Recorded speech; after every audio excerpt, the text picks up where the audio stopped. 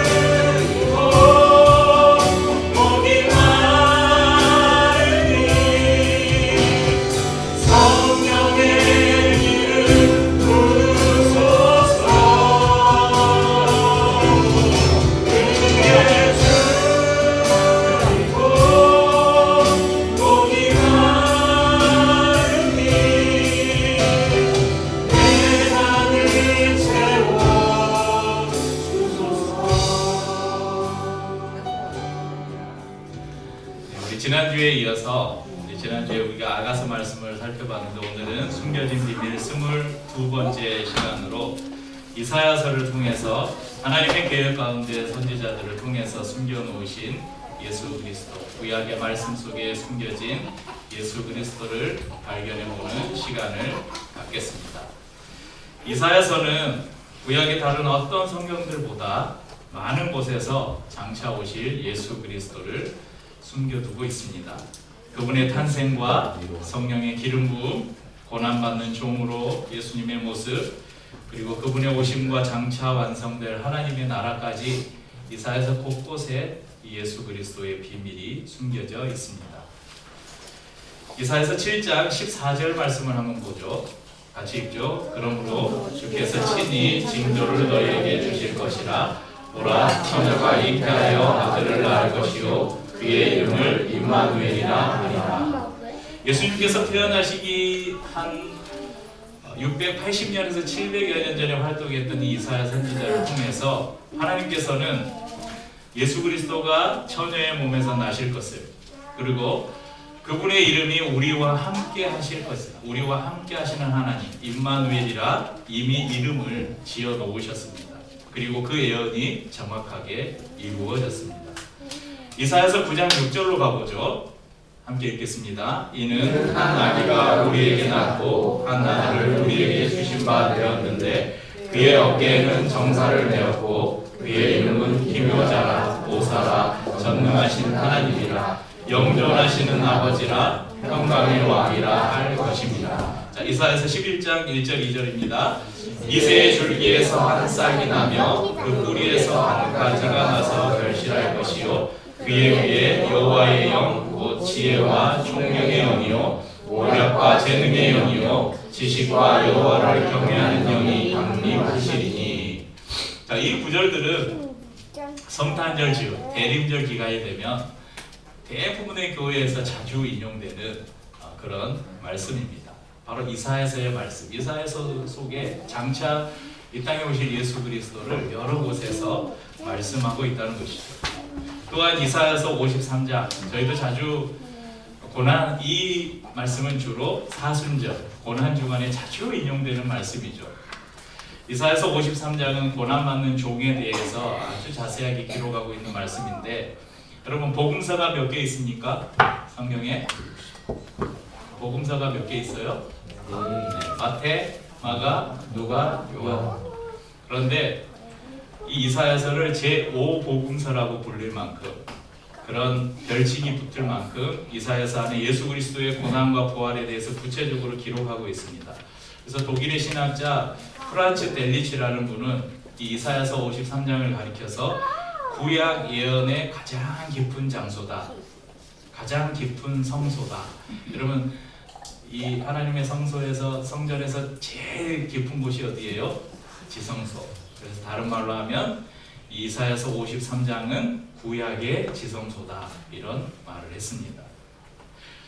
이제 오늘은 저희가 이런 말씀들은 성탄절, 대림절 때 자주 저희가 인용해서 나눴던 말씀이기 때문에 이 말씀보다 오늘 저희가 읽은 이사야서 61장 1절에서 3절 말씀을 통해서 은혜와 보복의 날, 이 말씀을 제목으로 말씀을 나누려고 합니다.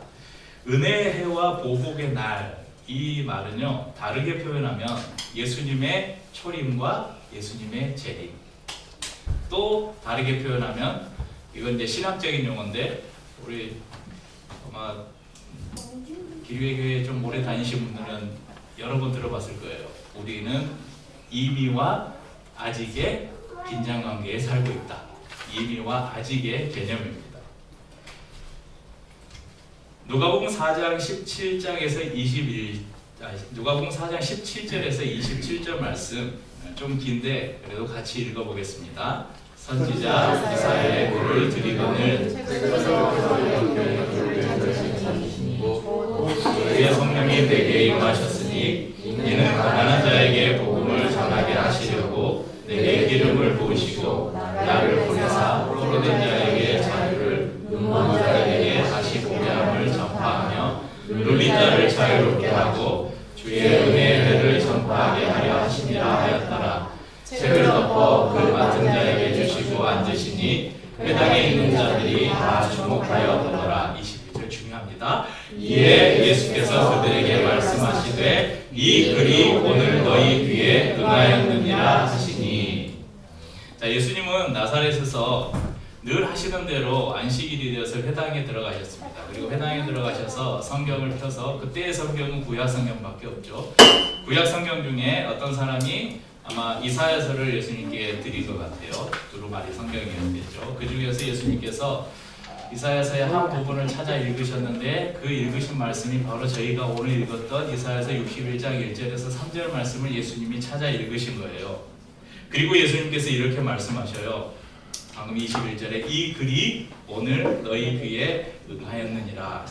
이렇게 번역이 되어 있으니까 좀 이해하기 힘든데, 현대인의 성경에서 누가복음 4장 21절을 어떻게 번역하고 있는지 같이 읽어보죠. 그때 예수님은 그들에게 이제 읽은 성경 말씀이 오늘날 너희에게 이루어졌다 하고 말씀하셨다.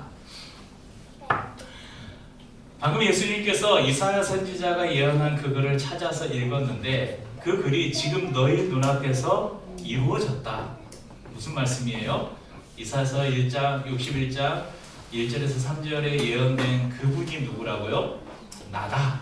이렇게 선언하고 계신 것입니다. 예수님께서 직접 이사야서 61장에 예언된 그 말씀의 주인공이 자기 자신임을, 그리고 그 예언이 자신을 통해 이루어졌음을 선포하고 계십니다. 그렇다면 이 700여 년 전에, 예수님께서 오시기 700여 년 전에 살았던 이사야 선지자는 장차 오실 예수님을 이 말씀 속에서 어떻게 예언하고 있는지 본문을 통해서 살펴보겠습니다. 첫 번째는 이사야 선지자는 말합니다. 예수님은 성령의 기름 부음을 받은 분입니다. 1절에 보면 주 여호와의 영이 내게 내리셨으니 여호와께서 내게 기름을 부으사. 우리 이제 성도님들 다 아시죠? 기름 부어 세우시는 세 가지 직분: 왕, 제사장, 선지자. 예수님은 왕과 제사장과 선지자로 우리에게 오셨습니다. 예수 그리스도에서, 예수라 말은 구원자란 말이고 그리스도라는 말은 무슨 말이라고요? 기름 부음 받은 자, 다른 말로 하면 메시아. 그분은 이미 그 이름 속에 기름 부음 받았다. 누구의 기름을 부었다고요? 하나님의 영으로 기름 부음 받았다. 그래서 마태복음 3장 16절 말씀에 보면 예수께서 세례를 받으시고 그 물에서 올라오실 때 하늘이 열리고 하나님의 성령이 비둘기같이 내려 자기 위에 임하심을 보시더니. 왜 하나님의 영이 보이지 않는 존재잖아요. 그런데 지금 비둘기의 형상으로 이 예수님이 볼 수 있게 임했어요. 왜 이것을 굳이 또 성경이 기록해놨냐? 이 예언이 이루어졌음을 증명해 주는 거죠. 이사야서에서 이사야 선지자를 통해서 하나님께서 예언 오신 하나님의 영이 예수 그리스도 위에 임하실 것이다. 이 예언이 예수님께서 공생애를 시작하시는 그 시작을 알리는 요단강에서 세례를 받으실 때 하나님의 영이 약속대로 그분 가운데 임하는 것을 예수님이 보셨다는 것입니다. 이사야 선지자는 예수님을 또 두 번째로 치유하시고 회복시키시는 분으로 기록하고 있습니다. 1절에 보면 마음이 상한 자를 고치시며, 2절에 보면 슬픈 자를 위로하되, 3절에도 슬퍼하는 자에게 화관을 주어. 예수님은 우리의 치료자이십니다. 그분은 우리의 육체뿐만 아니라 우리의 마음을 고치시고 우리의 상처를 만지시고 우리의 슬픔을 기쁨으로 바꾸시는 분이십니다.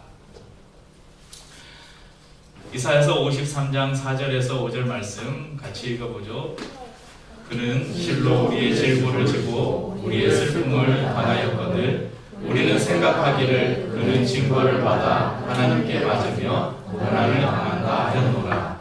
그가 찔림은 우리의 허물 때문이요 그가 상함은 우리의 죄악 때문이라.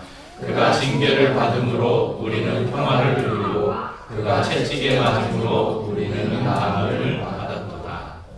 여러분, 예수님께서 우리의 상한 마음을 고치시고 우리의 슬픔을 기쁨으로 바꾸시는 분이라는 것을 우리가 어떻게 믿을 수 있어요? 어떻게 확신할 수 있습니까? 예수님이 마치 그 고대의 신화에 나오는 저 그리스 신화에 나오는 대부분의 신들은 어떤 존재예요? 인간보다 저 멀리 해서 이렇게 내려다보는 그런 신들이죠. 인간이 닿을 수 없는 먼 곳에서 인간을 내려다보고 인간을 지배하고 조종하는 그런 것이 고대의 신화에 나오는 신들입니다. 그런데 예수님은 그런 신들과는 다른 분이십니다. 오늘 이사야서 53장은 그렇게 우리에게 말씀해 주셔요. 예수님이 우리의 슬픔을 아시기 위해서 그분이 슬픔을 당하셨다고.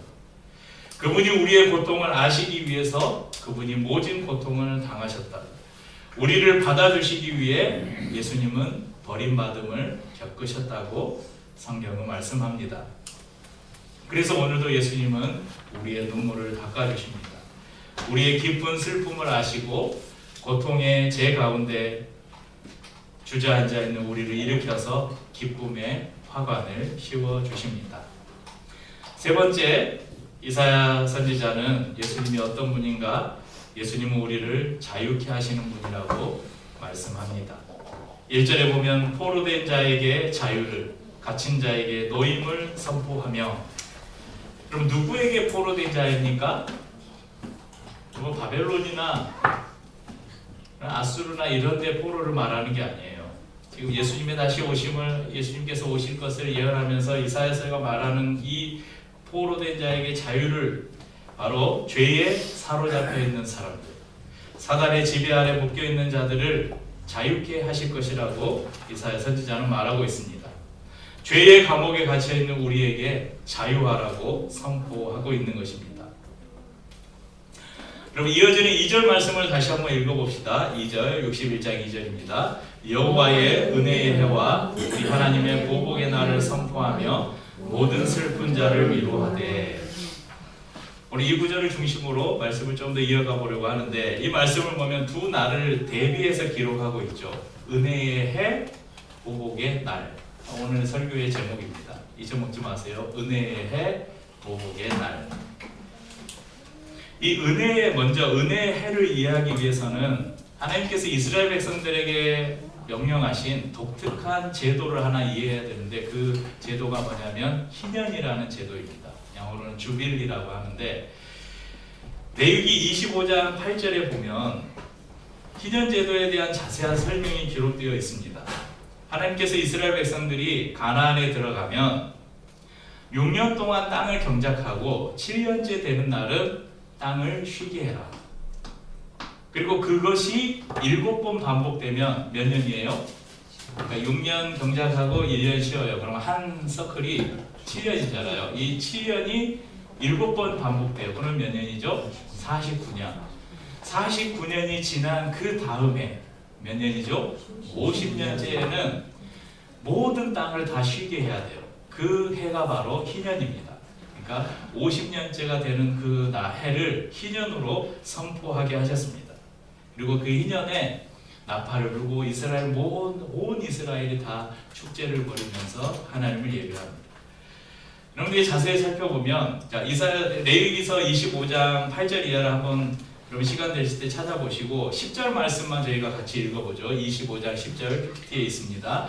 너희는 50년째 해를 거룩하게 하여 그 땅에 있는 자유를 공포하라. 이 해는 너희에게 희년이니 너희는 각각 자기의 소유지로 돌아가며 각각 자기의 가족에게로 돌아갈지며.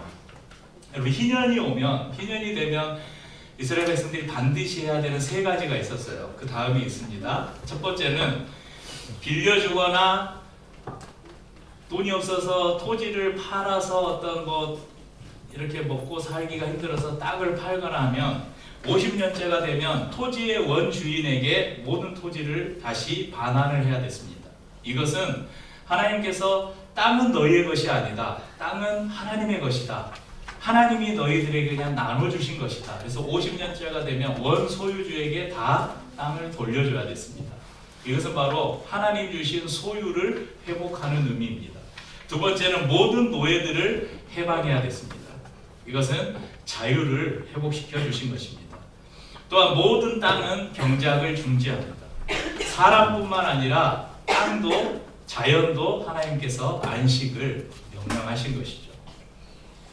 예수님은 자신을 통해서 이사야 선지자의 예언이 이루어졌다고 아까 누가복음에서 말씀하셨잖아요. 곧 이사야 선지자가 예언한 은혜의 해가 이루어졌다. 은혜의 해가 뭐라고요? 다른 말로 하면 희년. 이 희년이 내가 옴으로 이루어졌다.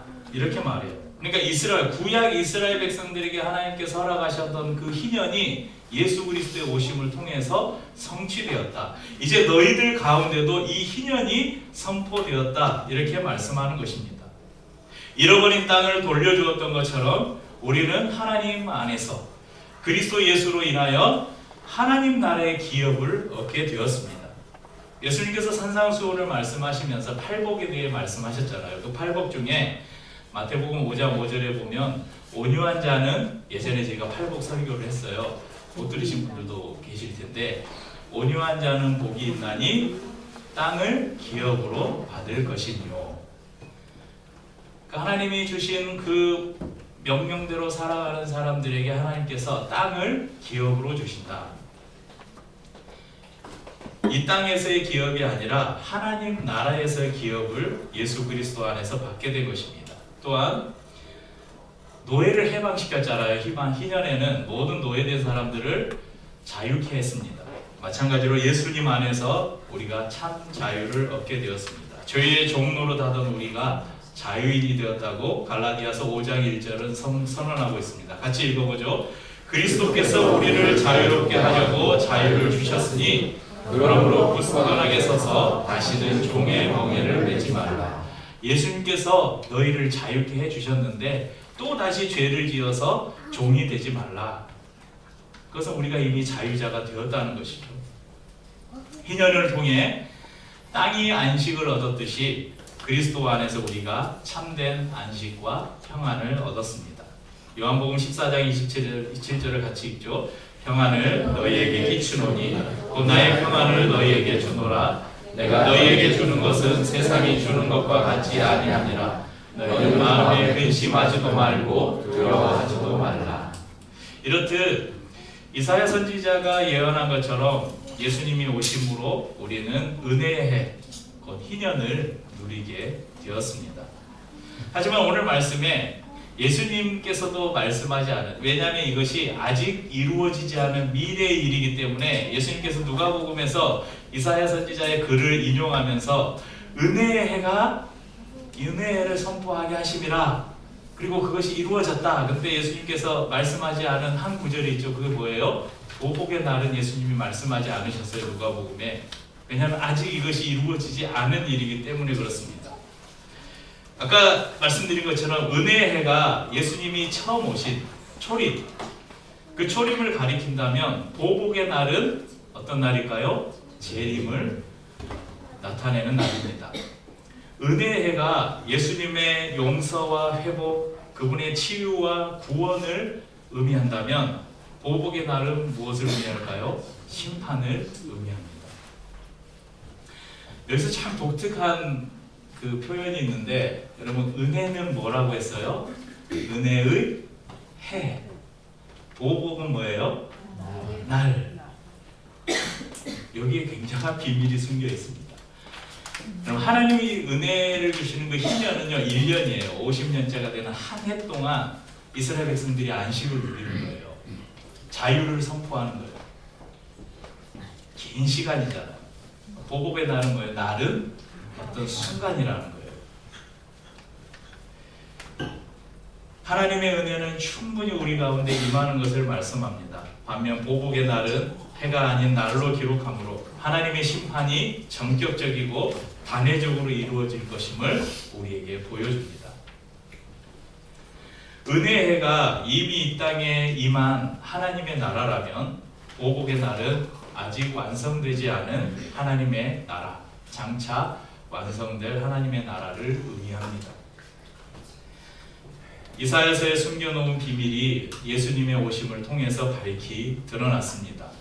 이 땅에 오신 예수님을 통해 저와 우리 성도님들은 자유와 치유와 회복과 평안의 은혜를 누리고 있습니다. 이 땅에 이미 임한 하나님의 나라를 우리가 살고 있는 것이죠. 은혜의 해를 우리가 지금 살고 있다는 것입니다. 하지만 그 나라는 아직 완성되지 않았습니다. 예수님은 이 땅을 심판하시기 위해 반드시 다시 오실 것입니다.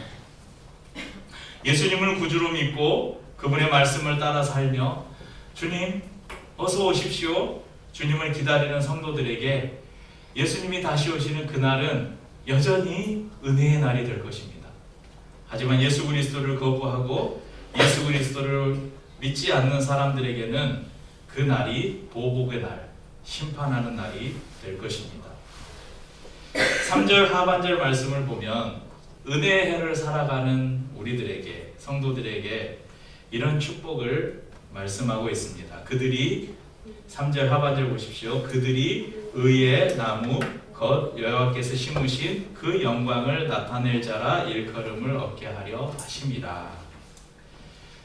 이제 요즘 날이 많이 풀렸잖아요. 이번 주간에는 이제 제가 위에 화분에 이제 거름을 주고 한 일주일 정도 놔뒀다가 5월이 되면 이제 모종을 사다가 제가 오이도 심고 방울토마토도 심고 또 깻잎도 심고 가지도 심고 이런저런 이제 모종들을 심을 예정입니다. 모종을 심고 정성껏 물을 주고 돌보면 때가 되면 뭘 얻을까요? 열매를 제가 얻겠죠. 그 열매를 방울토마토를 타면서 제가 얼마나 기분이 좋겠어요. 오이를 따서 샐러드를 해먹으면서 얼마나 행복감을 누리겠습니까? 그러면 이 모종을 사다 심지도 않았는데 얘들이 막 자라서 열매를 맺을까요? 그러지 않죠. 오늘 이 말씀이 우리에게 가르쳐주는 게 그거예요. 성도는 하나님이 심으신 의의 나무라는, 누가 심었다고요? 하나님이 심으신 의의 나무라는 것입니다. 성도는 나의 힘과 의지로 사는 존재가 아닙니다. 성도는 하나님께서 심으신 존재들이고 그분께서 목적하신 열매를 맺음으로 그분께 영광을 돌리는 것입니다.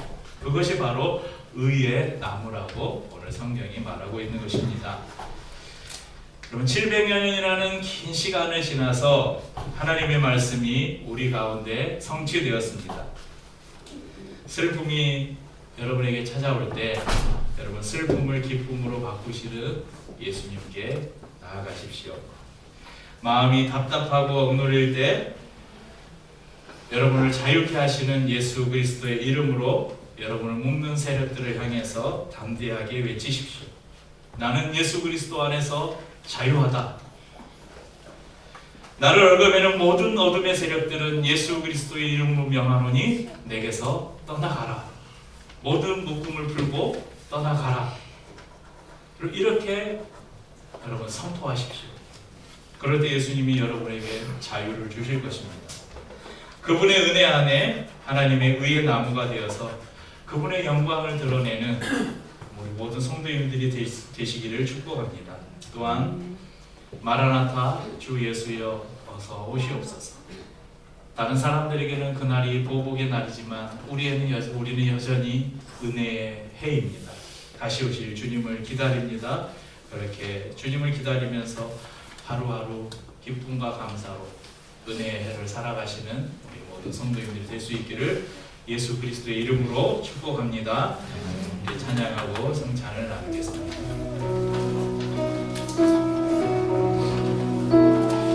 여러분들 제가 예배 안내 포스터도 미리 올려드리고 거기에 보면 찬양 제목들이 있고 또 제 아내가 그 유튜브 다 검색해가지고 그날부를 혹시 모르는 성도님들이 계시니까 유튜브 찬양들 다 올려드리잖아요.